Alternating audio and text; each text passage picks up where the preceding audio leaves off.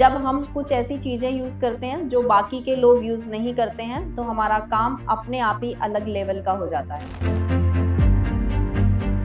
अब आपको ये सारे स्केल ना कभी-कभी ऐसा लगता है कि सब एक ही जैसे हैं, ऐसा नहीं है। ये सारे स्केल अलग-अलग जगह पे यूज़ होते हैं, अलग-अलग टाइप की शेप बनाने में यूज़ होते हैं। तो आपको पता होना चाहिए कि कौन-सा स्केल कहाँ पे यूज़ करना है। अब मैं तो ये चाहती हूँ कि आपको पहले ये दोनों स्केल के बारे में बताऊँ, क्योंकि ये दोनों स्केल आपको देखने में तो एक जैसे लग रहे होंगे, लेकिन ये दोनों स्केल अलग-अलग हैं। जब भी आप कोई भी स्केल खरीदोगे, सबसे पहले तो आपको ये देखना है कि इसका लेंथ कितना है।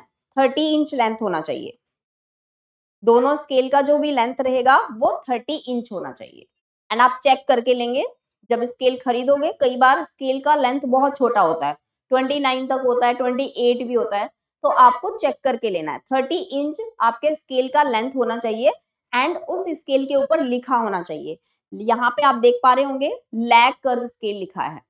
ये हमारा लैग कर्व स्केल है एंड ये हमारा हिप कर्व स्केल है। तो अब हमारे थाई से नीचे वाली जो शेप बनेगी वो हमारी लैग कर्व स्केल से बनेगी एंड जो हिप वाली शेप बनेगी वो हमारी हिप कर्व स्केल से बनेगी।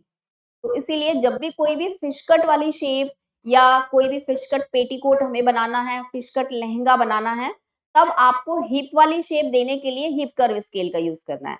एंड जब आप कोई भी पैंट बनाते हैं, प्लाजो बनाते हैं, तो आपको लेग कर्व स्केल का यूज करना है। क्लियर हुआ? तो अभी लेग कर्व स्केल और हिप कर्व स्केल दोनों अलग-अलग जगह पे यूज किया जाता है एंड आप चेक करके लेंगे। उसका लेंथ आपका 30 इंच होना चाहिए एंड आपका जो लिखा हुआ है ये चेक करके लेंगे। कहीं पता चले आपने दोनों स्केल ही लैग कर्व ले लिए, कहीं पता चले आपने दोनों ही हिप कर्व ले लिए और कहीं पता चले आपने एक ही लिया, आपको लगा ये दोनों ही एक जैसे हैं। तो इसीलिए चेक करके लेना है। जो लिखा हुआ है उसको चेक करेंगे। जो हिप कर्व स्केल होता है और लैग कर्व स्केल होता है, दोनों का शेप अलग-अलग होता है। जब इनका यूज करना सीखेंगे तब वहां पे डिटेल में जानेंगे कि किस टाइप से इनका यूज किया जाता है। तो ये दोनों स्केल अभी हम साइड कर देते हैं। लैग कर्व स्केल कहाँ पे यूज करना है, हिप कर्व स्केल कहाँ पे यूज करना है, आपको पता होना चाहिए। ये दोनों स्केल भी आपके पास होने चाहिए। जितने भी स्केल अभी हम बताए जा रहे हैं वो सारे स्केल आपको लेने हैं।